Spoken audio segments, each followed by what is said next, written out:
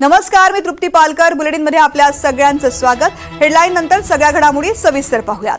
महाराष्ट्र सरकारनं जनसुरक्षा कायद्याविरोधामध्ये राज्यभरात महाविकास आघाडी आंदोलन करणार आहे. मात्र या आंदोलनाला हर्षवर्धन सपकाळ आणि वर्षा गायकवाड आंदोलनामध्ये सहभागी होणार नाहीत. काँग्रेसने याआधी देखील जनसुरक्षा विधेयकाविरोधामध्ये विरोध दर्शवलेला होता. मुंबई, ठाणे, पुणे, नागपूर आणि संभाजीनगर या शहरात महाविकास आघाडीचे इतर प्रमुख नेते आंदोलनात सहभागी होणार आहेत.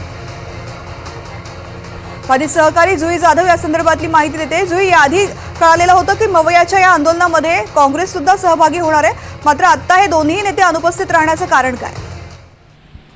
आपण पाहतोय तृप्ती की जनसुरक्षा विधेयका विरोधकामध्ये महाविकास आघाडी या आधीपासूनच आक्रमक होती.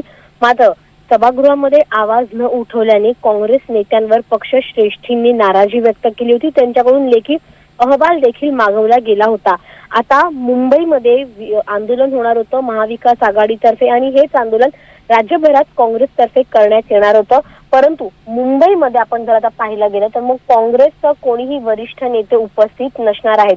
हर्षवर्धन सपकाळ हे या आधीच म्हणजे ही आंदोलन जाहीर होण्याआधीच प्रदेश दौऱ्यावर आहे, त्यामुळे ते इथे उपस्थित नसणार आहेत. मात्र वर्षा गायकवाड ज्या मुंबईच्या अध्यक्षा देखील आहेत त्या याच्यासाठी उपस्थित नसणार आहे. त्याचं कारण म्हणजे की त्या अद्यापही दिल्लीत असल्याची माहिती मिळते आणि या कारणामुळे त्या उपस्थित नसणार आहेत.